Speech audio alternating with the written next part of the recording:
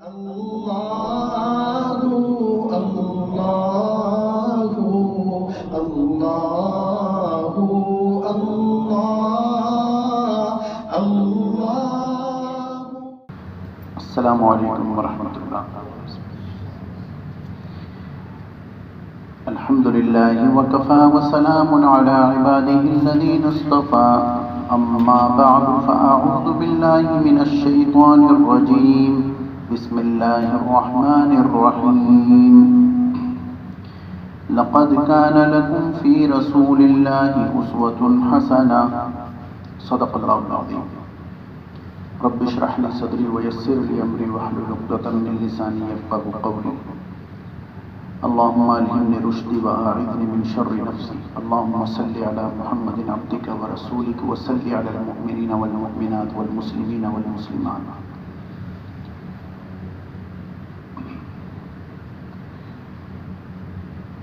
سب سے پہلی جو انسان کی پرواز ہے، اگر وہ انسان ہے تو وہ پرواز ایمان کی پرواز ہے۔ اگر ایمان ہے تو پرواز ہوگی، اور اگر ایمان نہیں ہے تو اس کے برعکس ہے۔ اللہ تبارک و تعالیٰ نے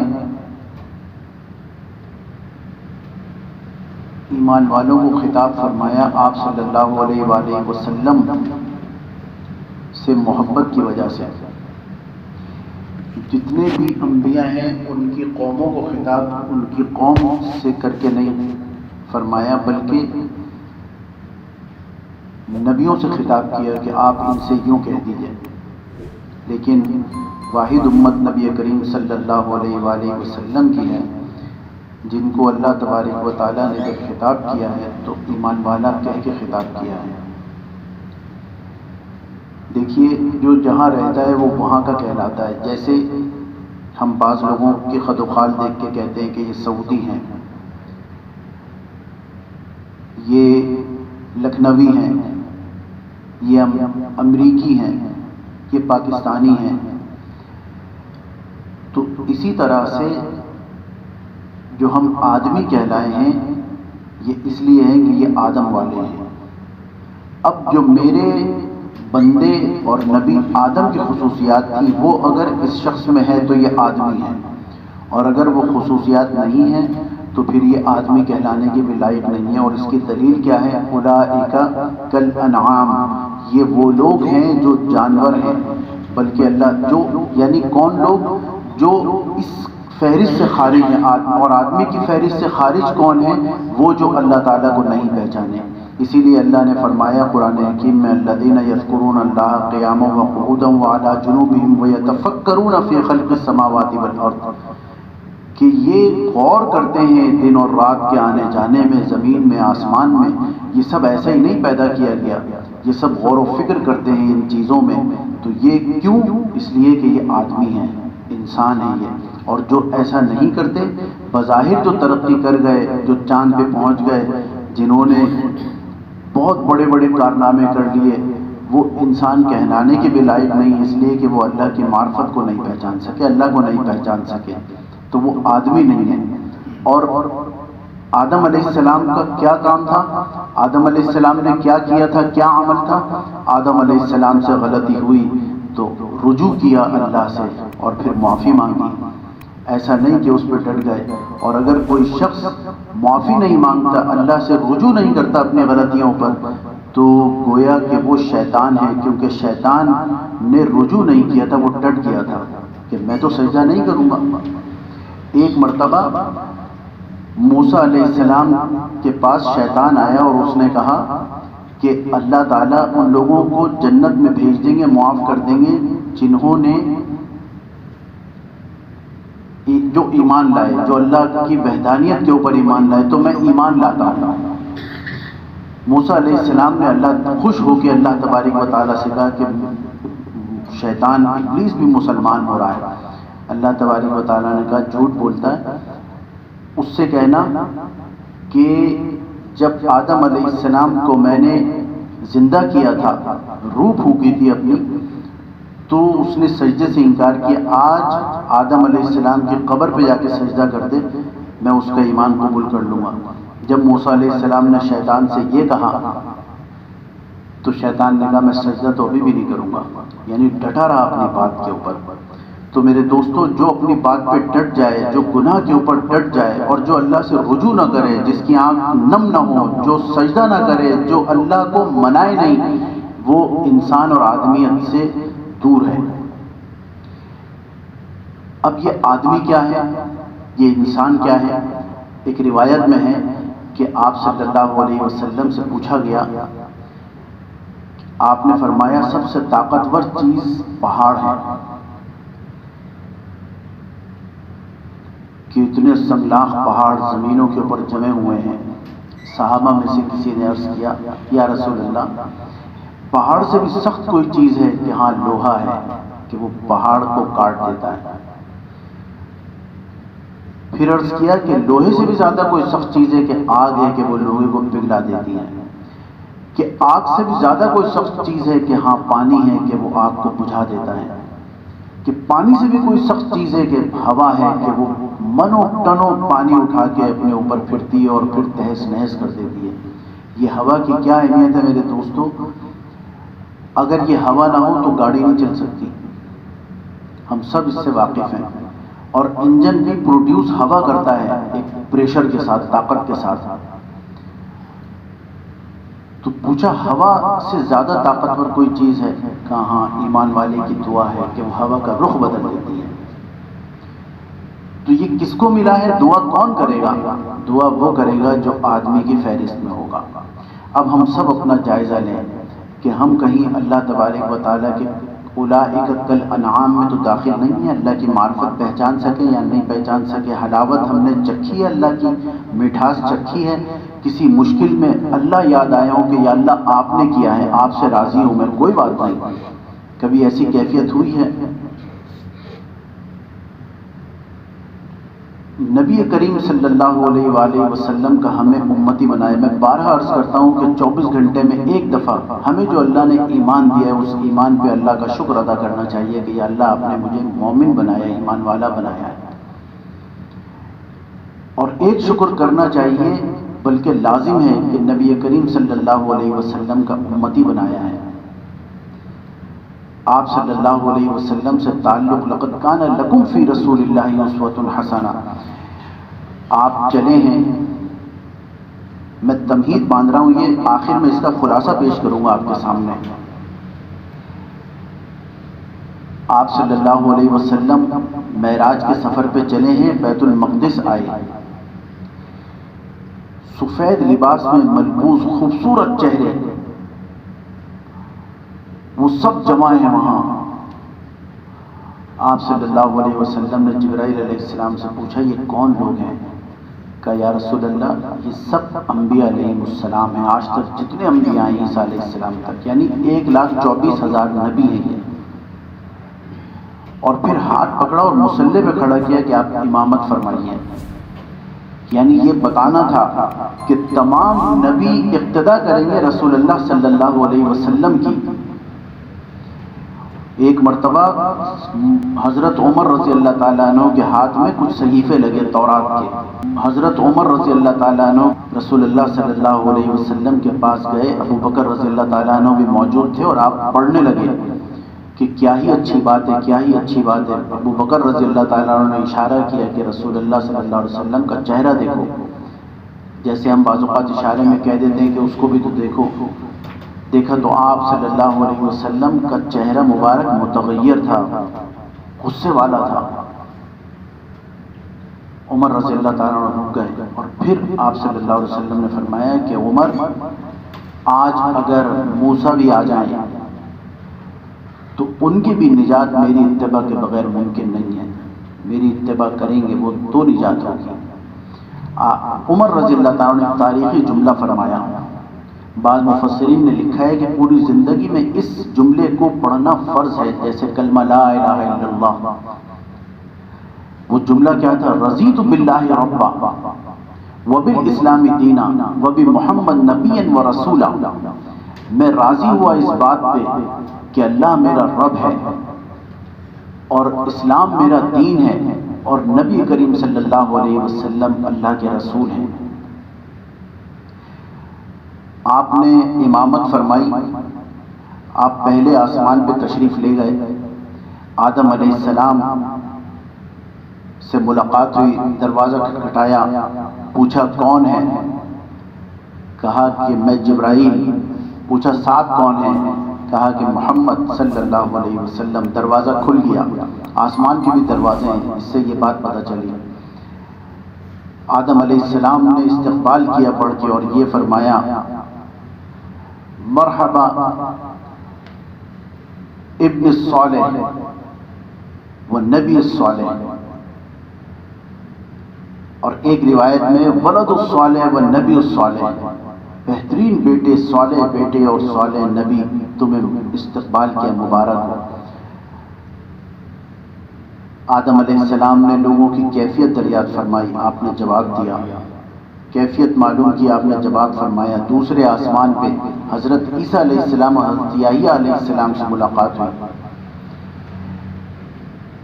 انہوں نے بھی اسی طرح استقبال کیا، انہوں نے ولد الصالح نہیں کہا، انہوں نے نبی اخی الصالح، ہمارے نیک بھائی، اور نبی الصالح اور نیک نبی، انہوں نے اس طرح مخاطب فرمایا۔ تیسرے آسمان پہ حضرت یوسف علیہ السلام سے ملاقات ہوئی، آپ صلی اللہ علیہ وسلم فرماتے ہیں کہ میں نے جب یوسف علیہ السلام کو دیکھا تو مجھے ایسا لگا کہ اللہ تبارک و تعالیٰ نے اس دنیا کو جتنا حسن دیا ہے اس سے آدھا حسن یوسف علیہ السلام کو عطا فرمایا، اور آدھا حسن ہر چیز میں ہے۔ کیسے بعض اوقات چیزوں کو دیکھ کے ہم کہتے ہیں سبحان اللہ، ارے یہ تو جنت کی طرح ہے، یہ وادی تو بڑی حسین ہے، حالانکہ یہ کہنا بھی نہیں چاہیے۔ مثال اس کی دی جاتی ہے جس کو آدمی نے تجربہ کیا ہوا اور دیکھا ہو، جنت تو کسی نے دیکھی نہیں ہے۔ اتنا حسن یوسف علیہ السلام کا۔ پھر اگلے آسمان پہ حضرت ادریس علیہ السلام سے ملاقات ہوئی، انہوں نے بھی اسی طرح استقبال کیا۔ چھٹے آسمان پہ موسیٰ علیہ السلام سے ملاقات ہوئی، اور ساتویں پہ ایک ضعیف شخصیت، خوبصورت باروق بیٹھے ہوئے تھے، سب نے بڑھ کے استقبال کیا، یہ بیٹھے ہوئے تھے۔ آپ صلی اللہ علیہ وسلم نے جبرائیل علیہ السلام سے دریافت فرمایا یہ کون ہے؟ کہا کہ یہ آپ کے ابا ابراہیم ہیں۔ آپ صلی اللہ علیہ وسلم جب قریب گئے تو وہ کھڑے ہوئے ہیں، ان کا تعارف کروایا، انہوں نے بھی اسی طرح کہا کہ میرے بیٹے خوش آمدید۔ پھر ایک مقام پر آپ پہنچے، سدرۃ المنتہا جسے کہا جاتا ہے۔ جبرائیل علیہ السلام نے عرض کیا یا رسول اللہ اس سے آگے میری دسترس نہیں ہے، اب آپ اکیلے جائیں۔ آپ صلی اللہ علیہ وسلم 70,000 پردوں سے ہوتے ہوئے اکیلے گئے ہیں، جہاں پر اللہ تبارک و تعالیٰ جلوہ افروز تھے۔ کیا کیفیت تھی اللہ ہی کے علم میں ہے۔ یہ سب ہم مانتے ہیں اور 100% مانتے ہیں۔ کچھ دانشور اس میں اونچ نیچ کرتے ہیں، یہ ان کی عقل کی بات ہے، لیکن ہم سب اوسط درجے کے جو ایمان والے ہیں، مسلمان ہیں، وہ مانتے ہیں اس چیز کو۔ آپ صلی اللہ علیہ وسلم سفر پہ جا رہے ہیں، 30,000 کا لشکر ہے، 10,000 جانور ہیں، پانی ختم ہو گیا، صحابہ کو پیاس بھی لگی ہے، جانوروں کو بھی پیاس لگی ہے، وضو کے لیے بھی پانی چاہیے۔ آپ صلی اللہ علیہ وسلم نے پیالہ منگوایا کہ کسی کے پاس تھوڑا سا پانی ہے، مشکیزے میں ایک پیالے میں پانی ڈالا گیا، آپ نے اپنی 2 انگلیاں، بعض روایات میں 3 انگلیاں اس میں ڈالی ہیں، وہ پانی رواں ہوا ہے، اور ایسا رواں ہوا ہے کہ 30,000 نے بہترین طریقے سے پانی پیا، اپنے استعمال کی چیزیں بھری ہیں، اور جانوروں نے پانی پیا، وہ پانی ختم نہیں ہوا تھا گرنا۔ اور ایک روایت میں یہاں تک ہے کہ یہ پانی جو اس سے نکلا ہے یہ حوض کوثر سے افضل ہے، بلکہ یہ زمزم سے افضل ہے، بلکہ یہ ہر چیز سے افضل ہے، پانی جنت کے پانی سے بھی افضل ہے جو آپ صلی اللہ علیہ وسلم کی انگلیوں سے رواں ہوا۔ اس چیز کو ہم مانتے ہیں، یہ معجزہ ہے۔ ایک جانور ہے جو مردہ ہے، گو جس کا نام ہے، اس نے آپ سے اگر ایک شخص آیا، اس نے کہا کہ اگر یہ جانور گواہی دے کہ تم اللہ کے نبی ہو تو میں ایمان لانے پر سوچوں گا۔ آپ صلی اللہ علیہ وسلم نے اسے مخاطب فرمایا کہ من انت یاد او گو تو کون ہے؟ تو اس نے اپنا تعارف کروایا کہ میں یہ ہوں، اور پھر کہا کہ من انا، میں کون ہوں؟ تو پھر کہا کہ اشہد ان محمد عبدہ و رسولہ، اس نے گواہی دی۔ یہ سب معجزات دیکھ رہے تھے۔ ابو جہل نے کنکر ہاتھ میں لیے اور کہا کہ اگر تم بتا دو کہ یہ کون ہے، یہ میں کیا ہے تو میں ایمان لے آؤں گا، تم اگر بتا دو کہ اس میں کیا ہے تو میں تمہیں مان جاؤں گا۔ رسول اللہ صلی اللہ علیہ وسلم نے فرمایا اگر یہ خود بول دے کہ میں کون ہوں، میں نہ بتاؤں، یہ خود بول دے تو کیا ایمان لے آئے گا؟ ابو جہل کہتا ہے کہ میرا ہاتھ ہلا اتنی تیزی کے ساتھ کہ میں نے اس کو چھوڑا ہے اور میں بھاگ گیا وہاں سے۔ یہ سب کیفیات دیکھی میرے دوستو، اس کو ہم مانتے ہیں۔ ہم اس تصویر کا ایک رخ مانتے ہیں کہ نبی کریم صلی اللہ علیہ وسلم کی ہستی یہ تھی، لیکن اس تصویر کا دوسرا رخ ہے میرے دوستو جو بہت اہم ہے، جو ہم سب بھولے ہوئے ہیں، اور وہ رخ ہے اس پر عمل کرنا، ان کی ذات پر عمل کرنا، ان جیسے بننا۔ ابھی کوئی شخص آئے، وہ پورے جبے میں ملبوس ہو، اس نے سرخ رنگ کا اوپر رومال ڈالا ہوا ہو اور اس کا ایک کونا اس طرف گرا ہوا ہو، ایک کونا اس طرف گرا ہوا ہو، یہاں چونچ نکلی ہوئی ہو، ہم پہچان جائیں گے کہ یہ سعودی ہے۔ پہچان جائیں گے یا نہیں؟ ہم لوگوں کے لباس سے پہچان جاتے ہیں کہ یہ کون ہے۔ جن ملکوں میں مکس آبادی ہوتی ہے، ملی جلی ہوتی ہے، جہاں پہ سب طبقات ہیں، یہاں تو اللہ کا شکر ہے الحمدللہ، آپ کو سوچنا نہیں پڑتا کہ کس کو سلام کریں کس کو نہیں کریں، یہ معلوم ہے کہ یہ مسلمان ہیں۔ لیکن بہت ساری جگہوں پر سوچنا پڑتا ہے کہ اس کو سلام کریں نہ کریں، تو پوچھتے ہیں نام کیا ہے، اس نے کہا اشوک کمار ہے، تو اچھا ہائے کیا حال ہے۔ کیوں سوچنا پڑ رہا ہے میرے دوستو؟ سوچنا اس لیے پڑتا ہے کہ اس کی ظاہری صورت اسلام والی نہیں ہے۔ یہ بہت بڑا المیہ ہے۔ ایک رخ کو ہم مان رہے ہیں، دوسرے کو نہیں مان رہے ہیں۔ آپ ایک بات بتائیے، اپنی بیٹی بیٹے کی شادی کرنے جائیں، کیا سارے لوگ خوش ہوتے ہیں آپ سے؟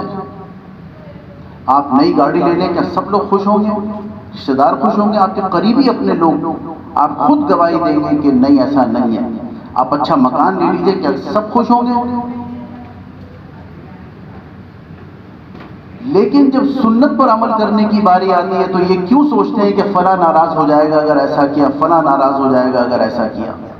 اس وقت یہ سوچ کیوں نہیں آتی کہ ناراض تو ویسے بھی ہونا ہے، ہو جائے تو ہو جائے، اگر اللہ کے لیے ناراض ہو رہے ہیں، میں اللہ کے لیے یہ کر رہا ہوں تو اللہ تعالیٰ مجھے سرخرو کر دیں گے، کبھی برباد نہیں کریں گے۔ اور جو کسی کو خوش کرنے کے لیے دنیا کو راضی کرنے کی فکر کرتا ہے، دنیا کبھی راضی نہیں ہوتی اور نہ وہ شخص خود راضی ہوتا ہے۔ تو رسول اللہ صلی اللہ علیہ وسلم کی زندگی کو بھی اپنانا ہے۔ ایک شخص تھا، ایک بزرگ سے میں نے یہ واقعہ سنا، خود فرما رہے تھے کہ انگلینڈ میں ایک شخص تھا، اسے کتابیں پڑھنے کا بہت شوق تھا، وہ جہاں جاتا اور گھومنے کا بھی شوق تھا، جہاں جاتا لائبریری تلاش کرتا اور وہاں کی کتابیں ہسٹری پڑھتا تھا۔ ایک دفعہ وہ فرانس گیا، وہاں کی لائبریری پوچھ کے اس لائبریری میں گیا، اس نے وہ دیکھتا رہا کتابیں، اس کو کچھ سمجھ میں نہیں آئی۔ ایک کتاب جو دبی ہوئی رکھی تھی اس پہ ایک ٹائٹل لکھا ہوا تھا دی لائف آف پروفٹ محمد۔ اس نے وہ کتاب نکالی ہے، وہ پڑھنی شروع کی، پڑھتا گیا، پوری کتاب اس نے اسی نشست میں ختم کر دی، اور پھر سوچنے لگا کہ یہ زندگی بہترین زندگی ہے، اس شخص میں کہیں کوئی جھول نہیں ہے اس کی زندگی میں۔ وہ واپس آیا انگلینڈ میں، اس نے کہا کہ یہاں کوئی ایسا مجھے ملے جو اس زندگی کو میں نے پڑھا ہے اس کے مطابق ہو، تو کہنے لگے نہیں مجھے کوئی ملا نہیں، لہٰذا یہ کوئی کر سکتا ہوگا، یہ طلسماتی باتیں ہیں، کیونکہ میں تو اپنے ارد گرد دیکھ رہا ہوں کوئی ایسا مجھے نظر نہیں آیا، تو اس کا مطلب اس پہ عمل کرنا آسان کام نہیں ہے، مشکل ہے تو مشکل کوئی کرتا ہی نہیں ہے۔ اس شخص کی طبیعت خراب ہوئی، اسپتال میں داخل ہوا، غنودگی کی کیفیت تھی۔ تھوڑی دیر کے بعد اس نے آنکھ کھولی اور اس نے کہا کہ یہاں کوئی مسلمان ہے؟ اتفاق سے وہ جو ڈاکٹر اس وقت موجود تھی، ٹیم موجود تھی، ان میں ایک ڈاکٹر مسلمان تھا۔ اس نے کہا ہاں بالکل ہیں، کہ بلاؤ میں۔ اس شخص نے فوراً وہاں پہ کوئی جو تبلیغی جماعت کا کام کرتے تھے ان سے رابطہ کیا اور کہا کہ فوراً تشریف لائیے، ایک بیمار ہے اور وہ آپ کا پوچھ رہا ہے کہ کوئی مسلمان ہے۔ یہ کہیں قریب ہی تھے، یہ فوراً وہاں پہنچ گئے۔ جب یہ وہاں آئے ہیں، اس شخص کو بتایا گیا کہ وہ آ گئے، اس نے آنکھ کھول کے دیکھی تو وہی چہرہ اسے نظر آیا جو اس کتاب میں لکھا ہوا تھا، یہ ہے سنت۔ اس نے وہ پڑھ کے مسکرایا اور کہا، اپنا ہاتھ دیا کہ اللہ مجھے جلدی سے مسلمان کیجیے۔ ان صاحب نے پوچھا کہ وجہ کیا ہے، تم اتنے بے چین کیوں ہو؟ کہنے لگے میں نے ایک کتاب پڑھی، اپنا تھوڑا سا واقعہ بتایا اور ابھی میری آنکھ لگ گئی۔ مجھے وہ صاحب کتاب خواب میں آئے اور انہوں نے کہا کہ اگر تو جنت میں قدم رکھنا چاہتا ہے تو فوراً میرے اوپر ایمان لے آ، چاہے تجھے کوئی میری شکل والا ملے نہ ملے، دیر نہ کرنا ورنہ عبد الآباد جہنم کا راستہ ہے۔ میں نے آنکھ کھولی اور میں نے ان سے کہا کوئی مسلمان مجھے ملواؤ۔ آپ آ گئے، بس اب آپ مجھے کلمہ پڑھا دیجیے، ایمان میں داخل فرما دیجیے۔ انہوں نے کلمہ پڑھایا، ایمان میں داخل کیا، کچھ دیر کے بعد اس کا انتقال ہو گیا۔ میرے دوستو یہ تڑپ چاہیے، یہ تڑپ پیدا نہیں ہو رہی۔ اللہ کا شکر ہے جی، حج بھی کیا ہے الحمدللہ، عمرے بھی کرتا ہوں میں، نماز بھی پڑھ لیتا ہوں۔ کیا کریں، دین اتنا مشکل تھوڑی ہے کوئی نہیں۔ وَأَمَّا مَنْ أَعْطَى وَاتَّقَى وَصَدَّقَ بِالْحُسْنَى فَسَنُيَسِّرُهُ لِلْيُسْرَى۔ دیکھیں جنت کا راستہ اللہ بتا رہے ہیں بڑا آسان ہے، تقوی پہ آ جاؤ، صدق بالحسنى، اچھے اچھے کام کرو، نیکیاں کرو، بس یہ جنت کا آسان راستہ ہے جسے ہم نے مشکل بنا دیا، اور جہنم کا راستہ جو مشکل ہے اسے ہم نے آسان بنا دیا۔ تو میرے دوستو آج سے نیت کریں کہ نبی کریم صلی اللہ علیہ وآلہ وسلم کی سیرت سے بھی محبت کرنی ہے، صورت سے بھی محبت کرنی ہے، سنت سے بھی محبت کرنی ہے۔ یہ دنیا یہ تو بہرحال ختم ہو کے ہی رہے گی، یہ دنیا چلے یا نہ چلے اس سے ہمارا تو یوں بنی ہے رگیں جسم کی، ایک نس کس سے مس اور بس، اس مصور کا ہر شاہکار 70-80 برس اور بس۔ 70-80 برس کی اس عمر کے لیے جو ہم مر رہے ہیں، کھپ رہے ہیں، کبھی اللہ کو راضی کرنے کی فکر کریں، اپنے اس پہ جری نہ رہیں کہ کوئی بات نہیں، ہم اگر کر رہے ہیں اللہ غفور الرحیم ہے۔ جو اللہ غفور الرحیم ہے میرے دوستو، اسی نے یہ ساری چیزیں بتائی ہیں۔ بہت بڑی حماقت کی بات ہے کہ کوئی کام کرنے کے بعد یہ کہیں، اس کو ناراض کرنے والا کام کریں۔ موسیٰ علیہ السلام سے نے ایک دفعہ اللہ سے پوچھا کہ یا اللہ آپ تک پہنچنے کا راستہ کیا ہے؟ اللہ تبارک و تعالیٰ نے فرمایا کہ موسیٰ بچے کو دیکھا ہے، شیرخوار بچے کو، چھوٹے بچے کو، کہ ہاں بارہا دیکھا ہے کہ وہ ماں سے کیسے نپٹتا ہے جب اسے کوئی پریشانی ہوتی ہے، یا ماں اسے جتنا بھی دھتکار دے وہ ماں کی ٹانگوں سے ہی لپٹتا ہے۔ کہا ہاں، کہنے لگے بس میرا بندہ جب ایسا کرتا ہے تو وہ مجھ سے قریب ہو جاتا ہے۔ تو میرے دوستوں ہیں ہم میں کوئی ایسے مجھ سمیت جو اللہ کی اللہ ماشاءاللہ جو اللہ کی رحمت سے چمٹنا چاہے کسی ایک وقت میں؟ ہم تو اپنی حاجتیں مانگتے ہوئے نہیں تھکتے، یہ مانگتے ہوئے تھک جانا چاہیے، تھکن پیدا ہو جانی چاہیے کہ یا اللہ مجھے معاف کر دے، ہوں میں گناہگار، بہت کمینہ انسان ہوں میں، آپ مجھے معاف کر دیجئے، میرے راز نہ کھولیے گا۔ امام شاسکونی رحمۃ اللہ علیہ ایک بڑے محدث ہیں، ان کو دربار میں طلبی ہوئی انتقال کے بعد، اور علامہ غالباً تفتزانی رحمۃ اللہ علیہ یا امام قیم رحمۃ اللہ علیہ نے لکھا ہے کہ جس کو دربار میں پیشی ہو جائے جس کی، وہ وہاں سے مغفرت کا پروانہ لیے بغیر واپس نہیں آتا، کیونکہ اسی کو بلایا جاتا ہے جس میں کوئی ایسی چیز ہوتی ہے۔ باقیوں کے روح کو تو کہا جاتا ہے کہ انہیں تو دور ہی رکھو، یہ کیا کریں گے یہاں کے دربار الہی میں حاضری ہے میرے دوستوں۔ شاسکونی رحمۃ اللہ علیہ سے کہا کہ کوئی عمل بتاؤ، کہا یا اللہ کوئی عمل نہیں ہے۔